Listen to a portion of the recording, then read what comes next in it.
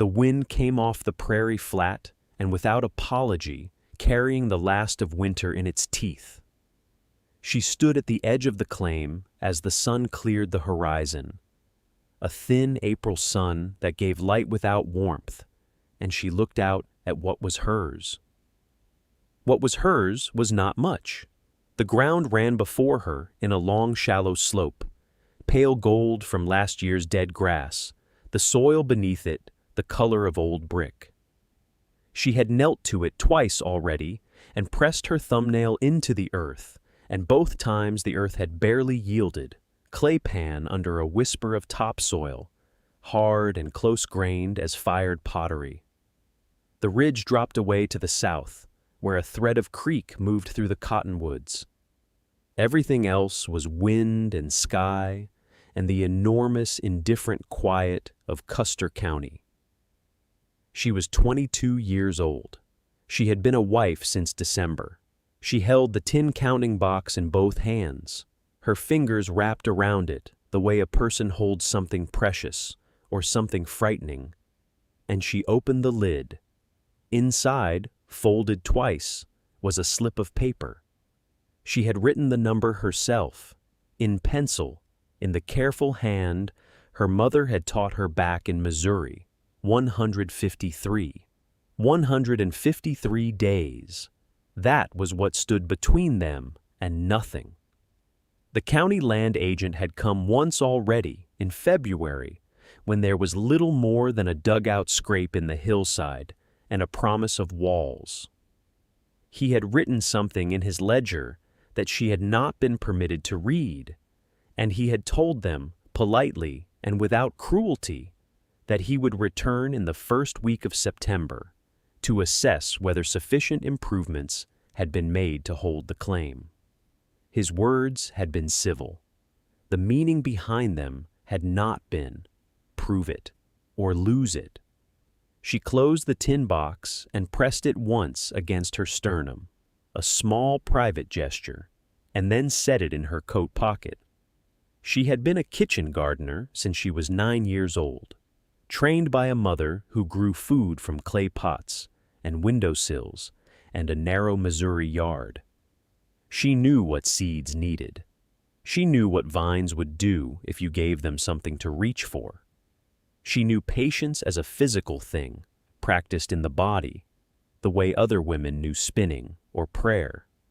What she did not know yet was what she would give those vines to climb. The sod house stood unfinished at her back, 3 walls solid, the 4th still a frame of salvaged timber and will. The root cellar waited beneath the slope, raw and cold and empty as a held breath. The mule stood at the fence post pulling at nothing, $40 in hard money, folded inside her husband's boot, would have to do everything the spring required of them. She looked at the empty field. 153 days. She folded her hands and looked a little longer, and she did not let herself be afraid. Not yet. There was still too much to do. She heard it the way news always traveled on the ridge, sideways, through someone else's errand. It was her husband who came back from Delwood with it, 3 days after their arrival, his boots still carrying the red mud of the road. He had gone to price lumber at the trading post and returned with no lumber and a face that said he had been thinking hard for 4 miles. He sat on the unfinished 4th wall of the sod house and told her what he'd seen. The Halcyon Hotel, what was left of it, being stripped to its bones by whoever had the time and the wagon. The roof had fallen in on the east side. The county had declared it beyond saving. And because the hotel had been 3 stories of furnished rooms before the fire took it in March, there were things inside that no one wanted badly enough to pay for. Bed frames bent by heat, mattress ticking burned to nothing, and 40 iron bedspring frames, intact, stacked in the ash and open weather, going to rust, and whoever would carry them off. Free, he said, to anyone who would haul them. He said it the way a man reports a fact he doesn't know what to do with. His hands were open in his lap. He looked at her with the expression she had already learned to read in their few months of marriage, not dismissal, but uncertainty, which in him looked almost the same. She said nothing at first. She was already seeing them, not as scrap, not as the burned wreckage of some other life. She saw the coils, iron, open, roughly 4 feet wide and 6 feet tall when stood upright, each spiral a small grip, each gap a place for, a tendril to find its way. She had trained beans up a hazelrod fence in Missouri and watched them climb a thing just because it was there to climb. Vines did not ask for beauty. They asked for purchase. 40 frames stood upright in a row, lashed together with salvaged wire. They would make a wall. They would make 40 walls. Her husband watched her face change and said slowly that he wasn't sure rusted iron would hold a plant, wasn't sure it was worth 2 days on the road for something that might just fall over and rot in the field. She told him it would hold. She told him iron rusted, but it did not dissolve. She told him what she had seen her mother grow on worse. He rubbed the back of his neck. He looked at the empty field. She didn't press him. She let him sit with it until he arrived at the place she already stood. When he nodded, a slow, uncertain thing, more resignation than conviction, she went inside and opened her tin counting box. She moved a small stone from one side to the other. 1 day used, 152 remaining. She closed the lid and began making a list of what wire they had left. The first morning they left before light. She had counted the wire twice the night before, coiled it into 2 bundles, and set them by the door. Her husband had greased the wagon axles and checked the wheel pins by lantern. Neither of them had said much. There was a specific kind of quiet that came before hard work. Not dread, but a gathering of the self, a pulling inward before the outward effort began. The mule knew something was different. He stood in the traces with his ears angled sideways, reading the dark. The road to Delwood ran 4 miles of rutted spring clay, low in the middle where snowmelt had pooled, and then half dried into a skin of false firmness. The wagon wheels broke through it twice in the first mile, sinking to the hub, and they had to lay boards ahead of the wheels to lever the wagon forward. Her hands were brown with mud before they reached the first rise. The Halcyon Hotel had been a tall building once. She could see its bones in the wreckage, the charred timber ribs, the collapsed plaster walls, furred with ash. Someone had already taken the good lumber. What remained were the iron frames, 40 of them, dragged to the lot edge by whoever had sorted the ruin. They lay in the weeds like a puzzle taken apart by a careless hand. Each one was roughly 4 feet wide and 6 feet long, the coils dark with rust, the border iron bent and warped by the heat of the fire. They were heavier than she had imagined. When she lifted one end of the nearest frame, she felt the weight travel up through her wrists and shoulders into her back, and she understood immediately why no one else had wanted them. They loaded 10 the first day. The wagon groaned.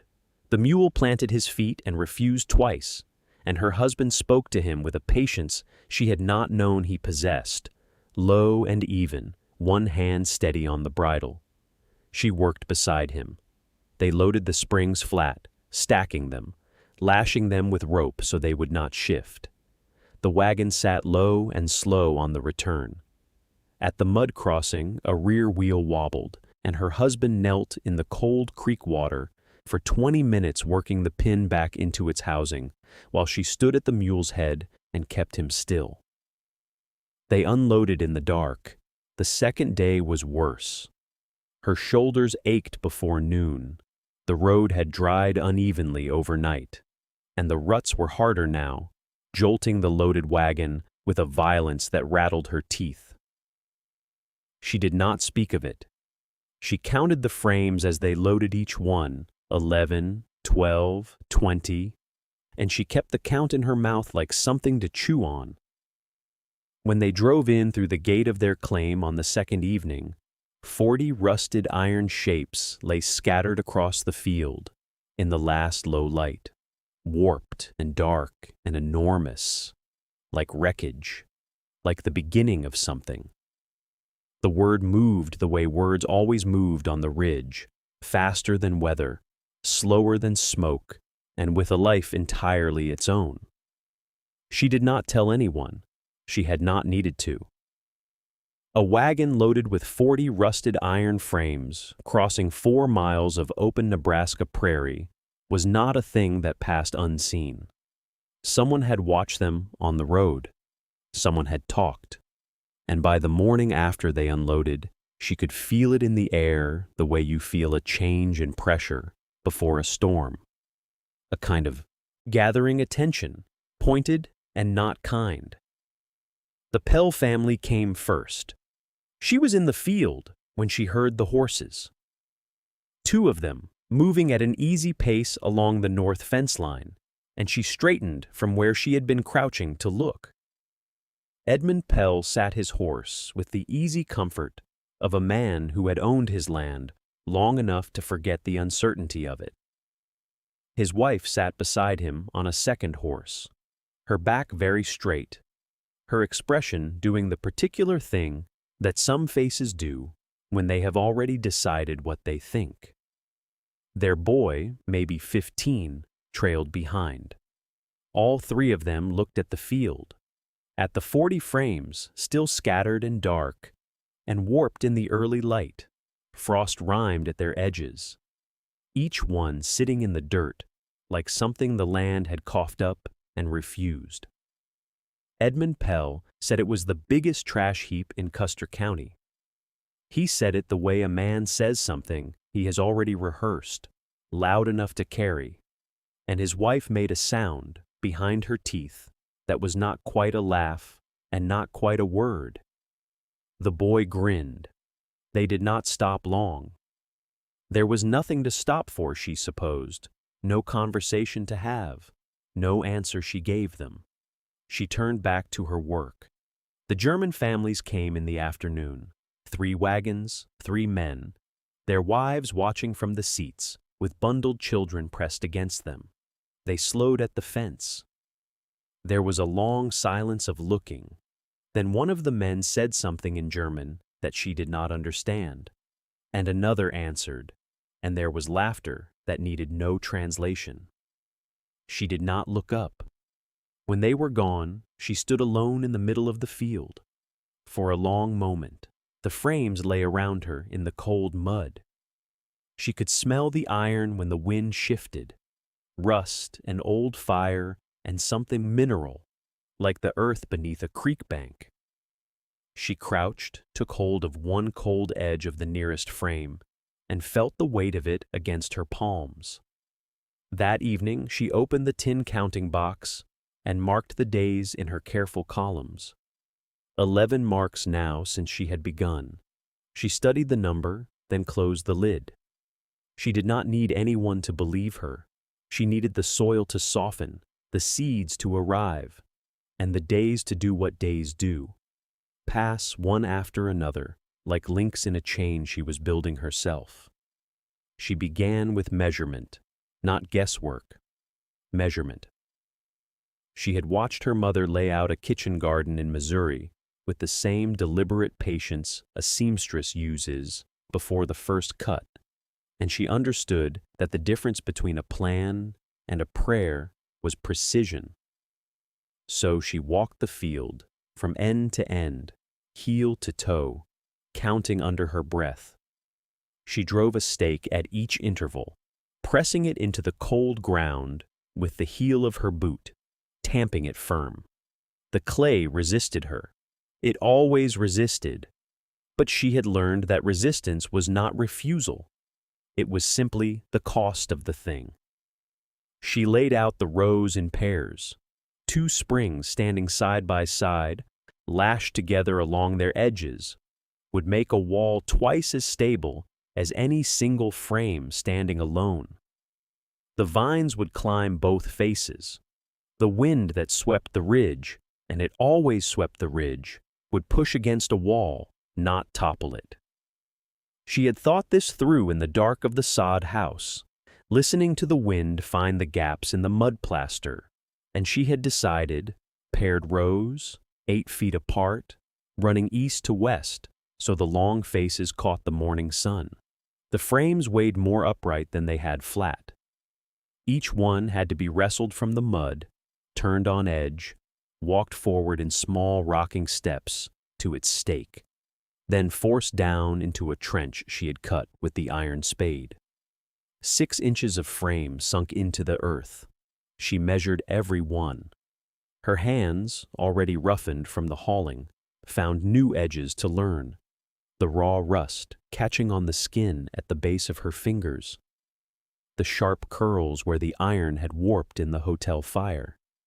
She wrapped her palms with strips of cloth cut from a worn apron, but the rust found the cloth too, working through to the creases of her knuckles. She did not stop. When her husband was not needed at the claim's boundary, there was a fence line that wanted mending, a mule that wanted tending. He came and worked beside her without being asked, lifting the far end while she guided the base into the trench. They did not talk much. The work had its own language, a glance, a nod, the weight of a frame shifting between them and settling into place. By Thursday, the first full row stood complete, 10 springs in 5 joined pairs, stretching 30 feet across the ridge. She walked its length and pressed her hand flat against the iron. It did not move. By Saturday evening, 38 frames stood in formation across the field, running in 4 long paired walls, with the last 2 frames still lying flat, not yet placed, waiting for the trench she had not yet had time to cut. The light came sideways across the ridge and caught the rust, and for a moment the walls glowed a deep and complicated orange, the color of something just barely finished burning. She opened her tin counting box that night and did not add a mark. She simply counted what remained. 91 days. She counted them in the thin morning dark, her thumb moving across the marks in the tin box, while the cook stove clicked and settled behind her. 91 days from that Saturday evening until the first week of September. She set the box on the shelf and did not let herself look at it again until night. The last 2 frames went into the ground on Sunday. Then the real work began. She had known from the start that the springs alone would not be enough. Iron does not feed roots. The soil along each wall was the same hard clay pan that ran under the whole ridge, thin topsoil over something closer to fired brick than earth. She had known this since April, since the root cellar, since the first time a spade struck down 6 inches and rang like a bell. So she had been composting since winter in Missouri, before they ever arrived, saving every kitchen scrap, every coffee ground, every vegetable peel and eggshell and ash heap sweeping, and she had hauled it all in a canvas-covered crate in the back of the wagon when they came in April. It was not much. It was a beginning.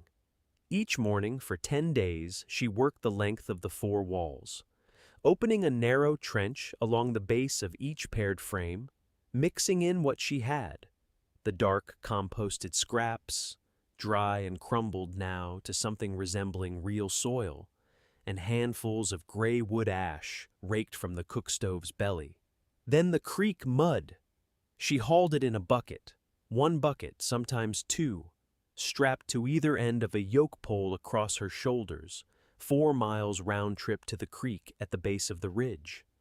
Her husband hauled when he could, but the mule was needed for other work, and there were days she walked it alone, the bucket weight building in her shoulders like a slow argument. It was on the 5th day of hauling that a neighbor from the Pell place rode past on the road above the field and pulled his horse to a stop. He looked down at her, the 4 walls of iron, the dark patched earth, the mud-streaked woman working a yoke like a plow animal. He called down that it looked like a sow's idea of a garden and laughed at his own joke long enough to make sure she had heard it. She did not look up. She set down the buckets and kept working. She had found, in the weeks since the Springs arrived, that ridicule cost nothing unless you spent time answering it. When the amended soil felt loose enough along each base trench to hold her thumb without resistance, she planted. Beans first, tucked low into the earth at the base of every frame, where the first coils of iron would give them something to catch on as they climbed. Then peas, pressed into the midsection of each wall at intervals she measured with her handspan. Then squash, one deep mound pressed at the foot of every other spring, seed buried 2 knuckles down, soil firmed with her palm. She marked 10 new days in the tin box and looked at what remained. 51 days remained in the tin box when the cold came without warning. She had planted on a Tuesday. By Thursday evening, the sky had turned the color of old pewter, and the wind off the north ridge carried something wet and mean inside it. A bite that didn't belong to late May, that belonged to March, to the tail end of a dying winter that had apparently decided it wasn't finished yet. She stood at the door of the half-built sod house and held her hand out into the air and felt it. Frost. Coming tonight, maybe before midnight, coming hard. She did not hesitate long. She went inside and took every burlap feed sack they owned, 7 stacked behind the flour barrel, and she gathered the 2 salvaged curtain panels she had folded into the trunk that still held her mother's things, and she added every spare length of cloth she could lay hands on in the dark interior. A worn flannel shirt, a piece of ticking, a canvas square meant eventually for a window patch. She bundled it all under her arm and went out into the cooling air while the last gray light still held above the western ridge. The seedlings were small, 4 days in the ground. The beans had barely pushed their first pale hooks above the soil. The peas were thread thin, no taller than her finger. The squash mounds showed only the faintest swell of cracking earth where the seeds were working toward the surface. They had nothing, no hardness yet, no toughness built into their stems. A hard frost would take every one of them by morning. She began at the first frame and draped the burlap over the top coils, tucking the corners down into the soil at the base, the way you tuck a blanket under a sleeping child. She moved to the second frame, the third. The cloth ran out before she reached the halfway point, and she went back to the house and stripped the extra quilt from the trunk and tore a grain sack into panels and came back out and kept going. It took until well past dark. She worked by feel and by the pale strip of cloud-filtered moonlight that came and went as the sky thickened overhead. Her hands learned each frame in the dark, the particular twist of each coil, which corners caught, and which corners needed a second tuck. By the time she reached the 40th spring and pressed the last fold of canvas down into the cold earth, she could not feel her fingers clearly. She sat down on an overturned bucket and waited.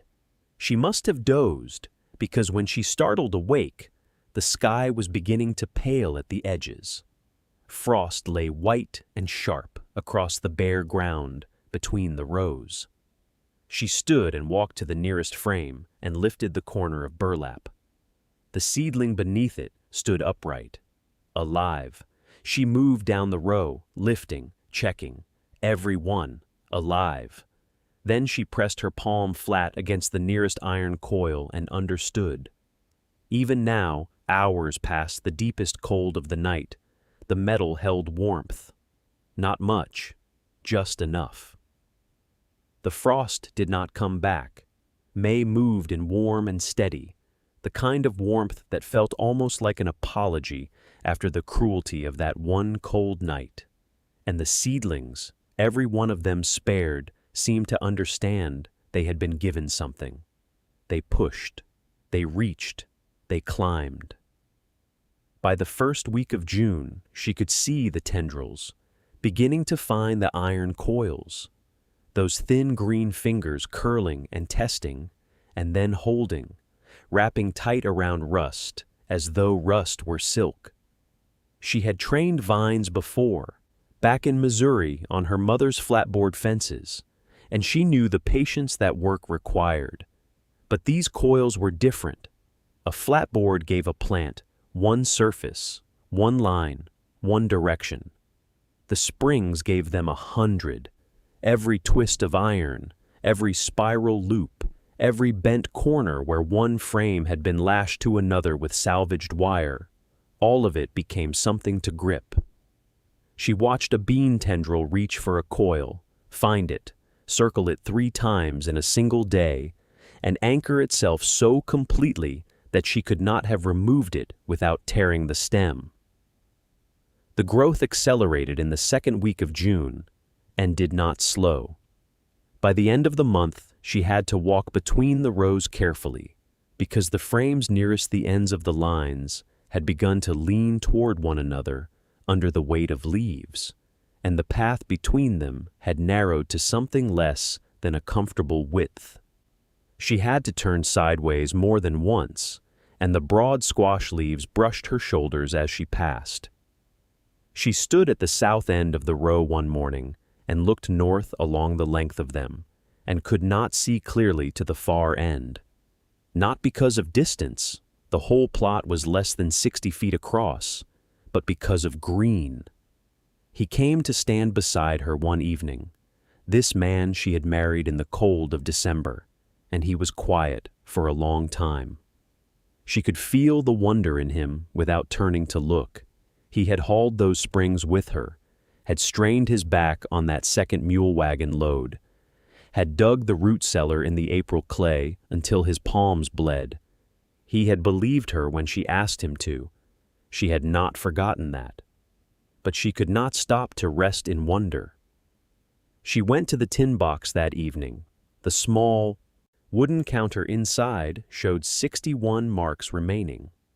61 days until September came, and the land agent rode back up the ridge road with his ledger and his pencil, and his authority to write their claim into permanence, or take it back like a word that had been spoken too soon. 61 days. She pressed the lid closed and looked out at the darkening green walls through the low sod window. The beans were flowering, the peas were climbing, but the squash, the largest thing she was counting on, the heavy winter stores that could fill a root cellar or fail to, had not yet set a single fruit. The drought came the way bad things often do on the Nebraska plain, not all at once, but in the slow withdrawal of grace. First the clouds stopped gathering in the west, the way they had through May and into June. Then the afternoon sky turned a flat, hard white that gave no shade and held no promise. Then the creek at the bottom of the ridge dropped 6 inches in a fortnight, and the mud Marin had been hauling in her bucket to pack around the spring wall bases grew harder to find, sitting farther from the bank each morning when she went. She counted the marks in the tin box, 54, 51, 47. She rose earlier and carried water in the dark, 2 buckets on a yoke across her shoulders before the heat came in full. She poured it at the base of the vine walls in slow, deliberate circles, never flooding, never wasting. Her mother had taught her that water given in a rush runs away before the roots can take it. Water given slow becomes part of the ground. She could see the Pell family's cornfield from the top of the ridge on her morning walks. The stalks had stood straight and full in June, planted in long, confident rows across their bottomland. Now they had begun to lean. The lower leaves went yellow first, curling at the tips like paper held near a lamp. Then the color moved upward.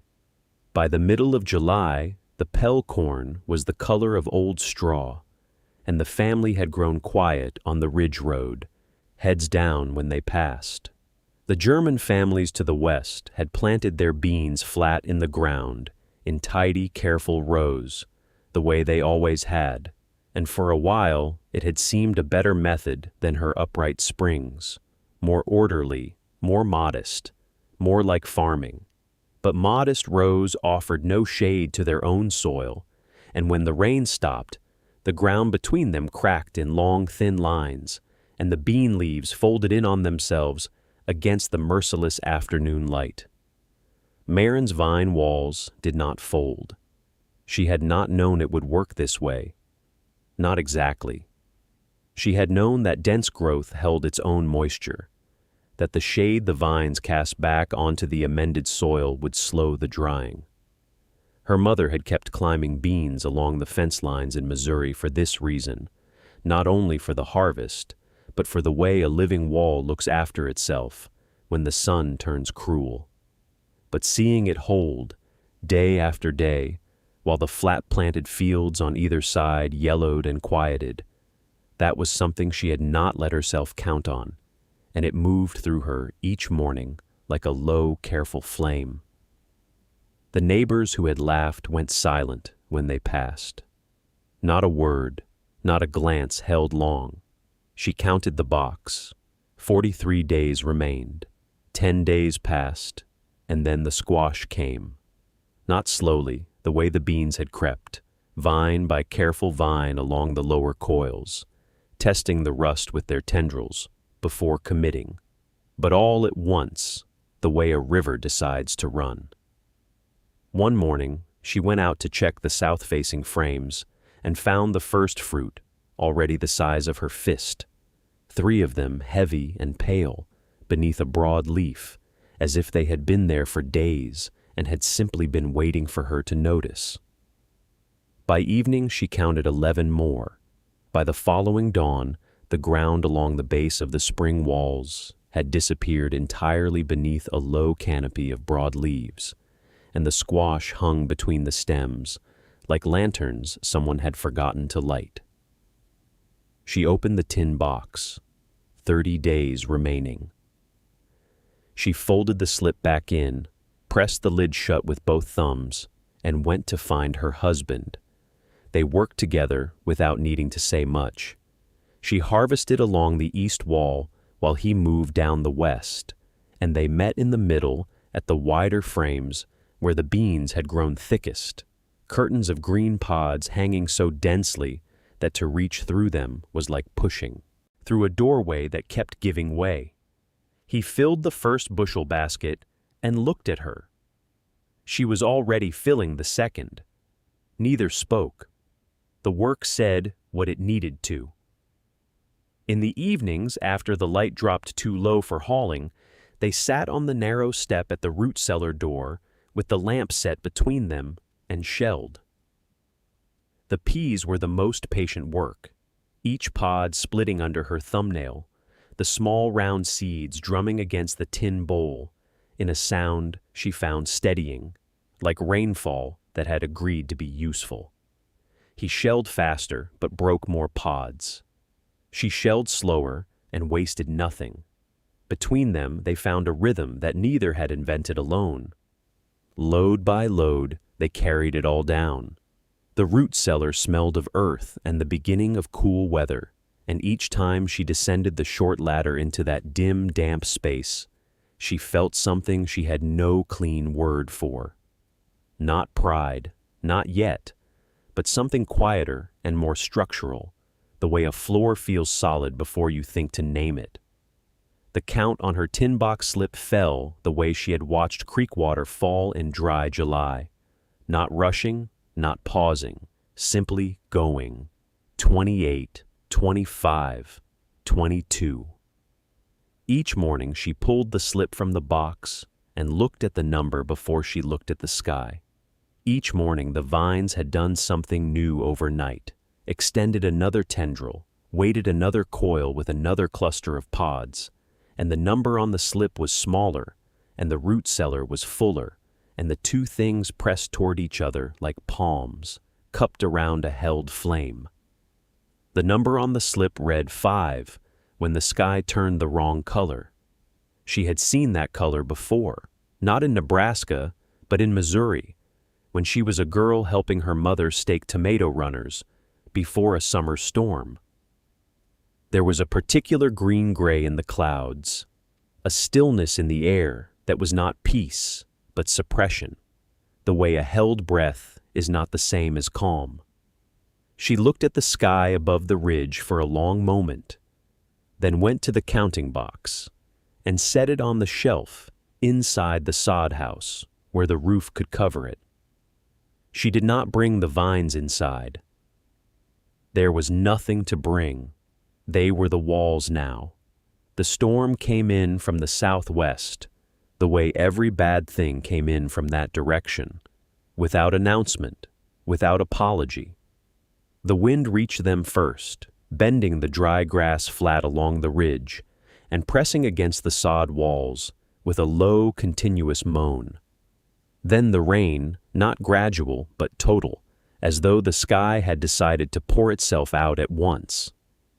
She stood in the doorway and watched the bedspring walls disappear into the gray curtain of it and felt something seize inside her chest. She could not go out. She could not hold wire in place against that wind. She could not do anything but watch the gray and count seconds and remind herself that iron had been sleeping in that field since April and had not moved once. Not in May winds, not in July heat, not in the hailstorm that had rattled the tin pan on the shelf for 20 minutes in early June. She reminded herself of the wire, how she had lashed it and relashed it and checked each connection on her knees in the dirt. She reminded herself of the vines themselves, not delicate things, not any more, but thick and interlocking, each stem threaded through a dozen coils, each tendril wound around 2 or 3 others, the whole living structure knitted into itself, the way cloth becomes cloth and stops being merely thread. She was still reminding herself when the storm broke. The silence came quickly and completely, the way silences do after loud things. She stepped out into air that smelled of wet iron and turned soil, and she looked down the long rows. The frames stood, dark and gleaming and impossibly heavy, with wet vine and dripping pods, every one of them upright. Some were leaning fractionally into each other, pressing together along their lashed wire, like friends, leaning in to share a secret. The squash hung lower than before, the weight of rain pulling the largest ones nearly to the ground. Beans clung in clusters. Pea pods had filled overnight in the wet heat. She walked to the counting box. She took the slip from inside it, looked at the number 5, and folded it slowly in half. Then she set the box on the shelf and left it closed. 5 days. She did not open the counting box again. There was no need. The number had lived in her hands long enough that she could feel it without looking, could feel it the way she felt the edge of a knife before she touched it, by the air around it. 5 days, and then the rest of her life would begin, or it would not. She spent them working. There was always working to be done. On the morning of the 6th day, a wagon came up the ridge road from Delwood, moving at the measured pace of official business. She was already outside. She had been outside since before the light was full, standing where she could see the road. Her husband stood beside her, close enough that their shoulders touched, neither of them speaking. The agent was a compact man in a brown coat. He climbed down from the wagon without hurry, looked at the sod house, looked at the root cellar door, and then looked at the rows of vine-covered frames, and he stopped. She walked him through everything. She opened the root cellar and held the lantern while he counted the crocks and jars stacked along the earthen shelves. Beans put up in brine, squash cut and dried on wooden racks, peas sealed under rendered fat, the dark, careful rows of preserved food that had been growing in the dark all August, while the vines grew in the sun. She watched him write. She did not speak unless he asked her something. When he asked, she answered plainly. He walked the rows last. The frames were invisible now beneath the growth, not rusted iron anymore, not salvage, not the laughingstock they had been in April when the Pell boy had ridden by hooting, and her husband had stood in the field with his jaw set and said nothing. They were walls of green, heavy, deliberate, interlocking walls of green, hung with the last of the season's pods and the great low-swinging squash, the soil beneath them dark and amended and alive. The agent walked slowly.